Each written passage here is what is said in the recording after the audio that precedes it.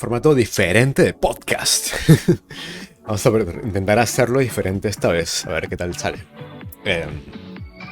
Yo quería comenzar el podcast de hoy día hablando sobre el capitalismo político, es decir, sobre el capitalismo centrado en usar el capitalismo, que básicamente es China.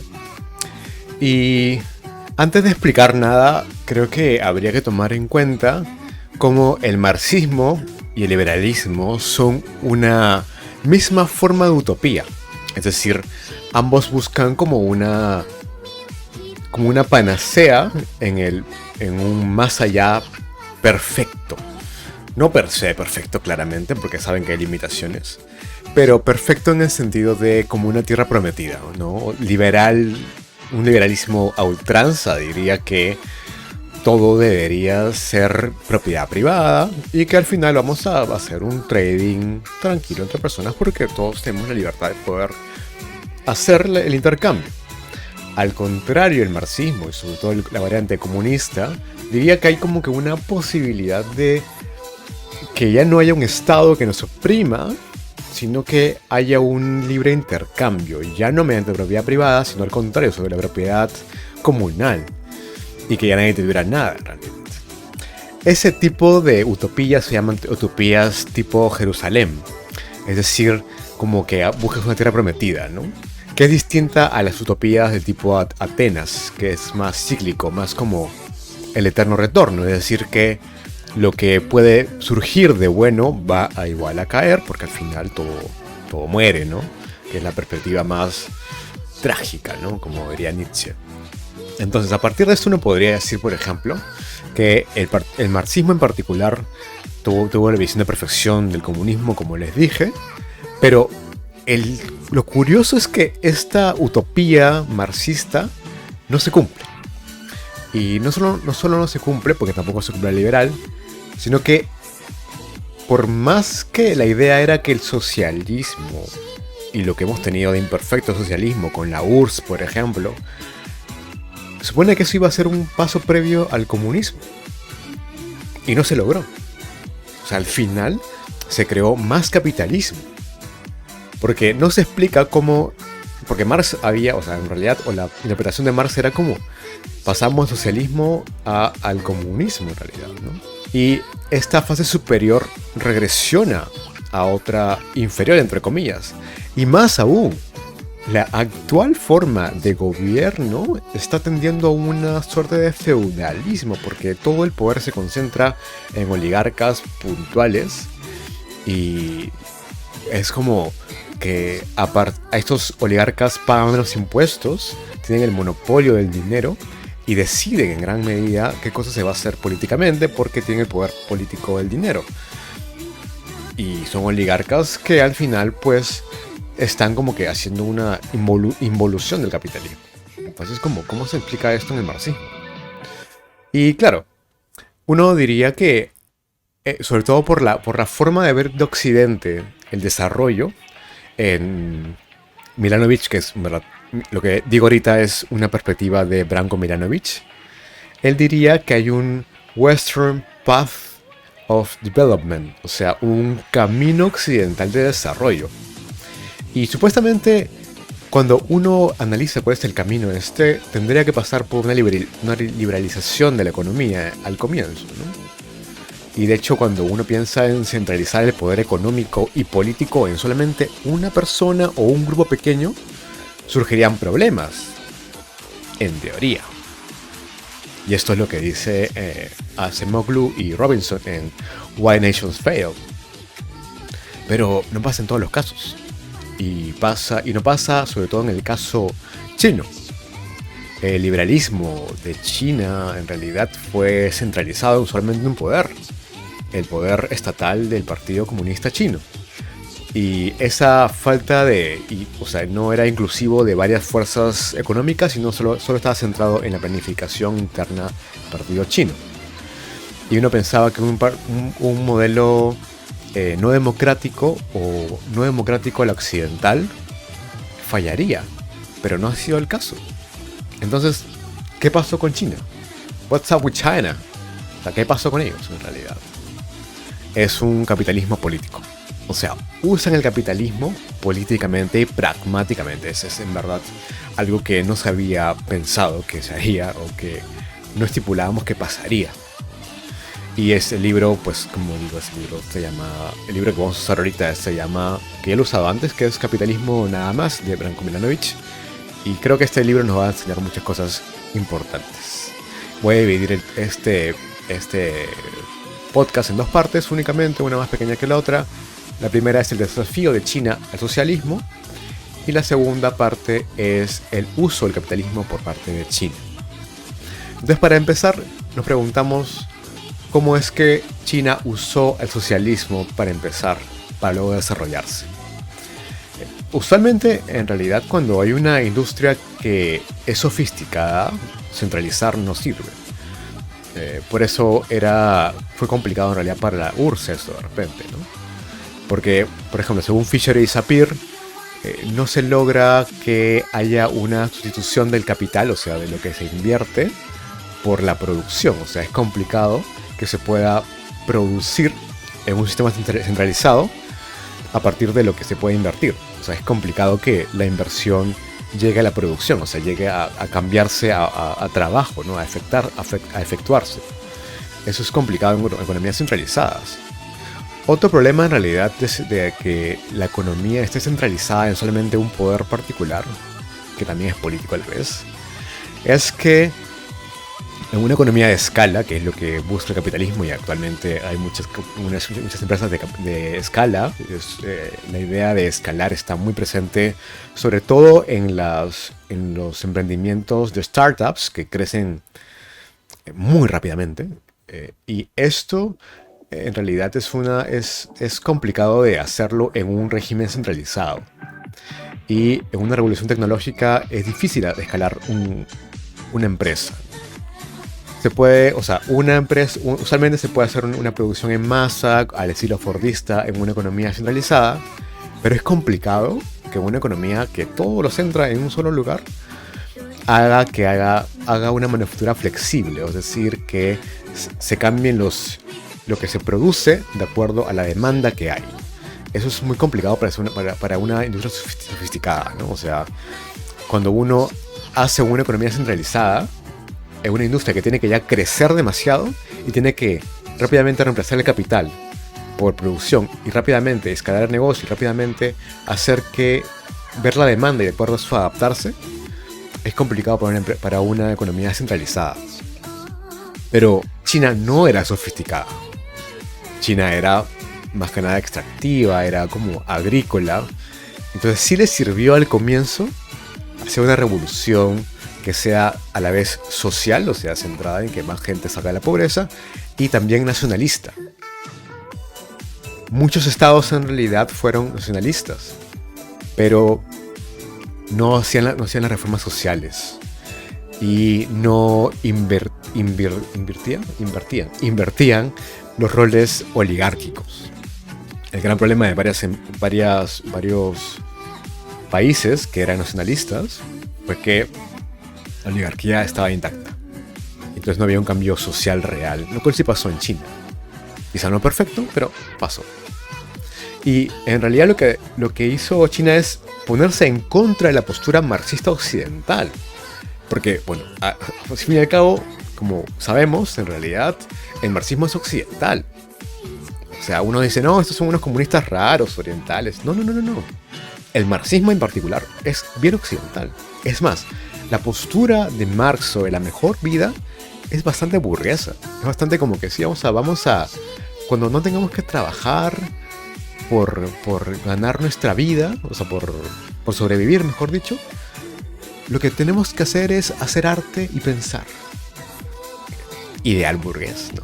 O sea, esto es lo que pasaba en la burguesía en esa época, ¿no? Podían no trabajar por la renta de capital, y como tenían rentas de capital, simplemente se dedicaban a temas como que ya filosóficos o artísticos. Y claro, también hay que tomar en cuenta que China estaba en contra del imperialismo ruso también. Entonces, era más una suerte de economía centrada en mejorar la industrialización de los campesinos. Y en realidad era que el campesino tenía que ser empoderado. y no tanto, o sea, no cambiarlo por un trabajador industrial, sino por empoderar al campesino en todo caso. Esa era la idea inicial de China. Entonces eso nos hace pasar en realidad al hecho de que China es una economía muy curiosa. Y también es curiosa por el hecho de cómo usa el capitalismo, que es la parte 2. El uso del capitalismo por parte de China. China claramente es económicamente capitalista. De hecho, la mayoría de producción en China está hecha a partir de medios de producción privados. La mayoría de trabajadores son asalariados y la mayoría de decisiones sobre producción se toman de manera descentralizada, o sea, privada. Claro, no era así al comienzo, ¿no? En 1978, el porcentaje de industrias chinas dominadas por el gobierno era muy cercano al 100%, o sea, estaba todo centralizado en empresas estatales chinas. Pero eso fue en el 78. En el 98, ese porcentaje fuera un poquito menos del 50%. Y en la actualidad es un poquito más que el 20%. También los trabajadores asalariados pasaron de un 80% que estaban en el Estado a solamente 16% de personas en el sector estatal en la actualidad. Entonces sí, ha cambiado mucho la economía. Y la economía ahorita es claramente capitalista, con gran industria estatal, pero no la mayoría, sino el 20% nada más, un poquito más, pero no más que eso. Y de hecho, junto con Vietnam o Malasia o Singapur, China es uno de los países o los estados que practican capitalismo político, que usan el capitalismo para poder tener una mejora nacional, por un lado, o sea, nacionalista, y social de su gente. Claramente tampoco es una panacea, pero me digo que tiene esas características, digamos, a grosso modo, ¿no? Ahora, la idea es que ellos usan una burocracia, o sea, el Estado está lleno de gente inteligente, eficiente y tecnocrática. Porque el sistema tiene que ser dirigido por gente que sabe lo que está haciendo para el fin de, que ya dice el partido chino, pero eficaz en lo que hace. Y en verdad está basado en el mérito. De hecho, es una meritocracia la política china, diferente a la meritocracia entendida en Occidente, que es más económica. En este caso, la meritocracia política china está centrada, claro, en el mérito, y la idea es que claro, es como que mucha gente que sabe cómo hacer su trabajo. Pero la idea es que se domine la tecnología con el fin que ponga el partido chino. Entonces funciona. Si tiene un fin realizable, el partido chino lo logran. Y de a poco, claramente. Y de manera pragmática, en realidad. Y eso lleva a otro punto, que es que hay un rechazo a la democracia occidental. China se siente democrática, en sus palabras. Y rechazan el occidente. Porque en realidad dominar todo el Estado centralizadamente con un partido único ha mostrado ser eficiente, al menos en China. Se ha logrado grandes avances económicos y están disputando el dominio económico con su, ¿cómo le dicen? Su antónimo, por así decirlo, con su némesis llamado Estados Unidos, que tiene una democracia muy contraria, porque es multipartidaria, bueno, bipartidaria, pero es diferente, pues en este caso, el de China es una democracia de partido único. La idea es que esto en verdad genera que se pueda dar libertad al sector privado, por ejemplo, de manera pragmática, y se aprende de los hechos, ¿no? Pero también se le corta el poder cuando amenaza al poder estatal. O sea, dejan libres a las personas, a los empresarios, para que hagan lo que deseen con la economía, en el sentido de que ellos puedan elegir en qué especializarse, cómo pueden crear un producto, qué sé yo. Pero cuando son demasiado peligrosos, claramente China los corta, ¿no? Como diría, como le dijo el primer ideólogo, creo que fue no sé si fue Mao o si fue Deng, en realidad, que un empresario debería ser un pájaro en una jaula. Es decir, no tiene que ser un pájaro muy libre sin una jaula porque se escapa. Pero tampoco puede estar en tu mano porque se muere. Entonces le pones una jaula. La idea es que no lo sofoques al pájaro y tampoco lo dejes libre. Pero la idea también es aumentar el tamaño de la jaula para que tenga más libertad. Pero siempre en la jaula, ¿no? Esa es la idea de China en todo caso. Y claramente a un occidental le va a sonar muy a totalitarismo, ¿no? De hecho, uno puede decir eso, pero digamos que la perspectiva es interesante de ver desde el punto de vista chino también, ¿no? De hecho, el enfoque de Deng Xiaoping, o sea, es un desarrollo de mercado natural, ¿no? A la Smith, de hecho, ¿no? O sea, liberal clásico en realidad, según el texto de Giovanni Arrighi de Adam Smith en Beijing. Porque acá nunca se permite que los intereses de capitalistas, o sea, de los empresarios capitalistas, prevalezcan sobre el Estado y el Estado retiene una autonomía significativa para seguir políticas de interés nacional. Y si se requiere, en realidad, como les comentaba, puede dominar al sector privado, ¿no? O sea, en ese sentido es bien comunista. Bueno, socialista en todo caso, ¿no? Es bien como, vamos a poner un límite al empresariado. Cuando ya a mí me dé la gana, porque somos bastante autoritarios. Pero lo que hacemos es un beneficio social, ¿no? Esa es la idea. Y es un Estado en realidad con ley para el que no le conviene. O mejor dicho, aquel que le es inconveniente aplica todo el peso de la ley, pero no a los que sí les conviene. Entonces, por ejemplo, si una regla dice que la reelección está prohibida, bueno, las cambia para que apliquen la ley como quieran. Y en realidad, contra un adversario político, alguien que no les parezca bien, la ley es fuerte e inflexible. O sea, cuando les conviene pueden atacar a alguien, cuando no les conviene no lo atacan. Es flexible. Y incluso uno puede ser abducido, ¿no? O sea, han habido casos de gente abducida, gente que lamentablemente los secuestraron, al parecer, o desaparecen simplemente. Empresarios. Y son los millonarios que amenazan al partido de alguna forma. Si el partido se siente amenazado por una persona, van a actuar así. Entonces es bastante aleatorio, no es un Estado de Derecho per se por esa razón. Es una contradicción también porque es un Estado muy meritocrático, muy centrado en que la ley de ascensos en el Estado tiene que respetarse, pero a la vez cuando estás en una esfera muy alta dices, no, esto no cuenta, yo hago lo que me da la gana. Es bastante extraño lo que pasa en China en cuanto a política también. Es una contradicción, claramente, ¿no?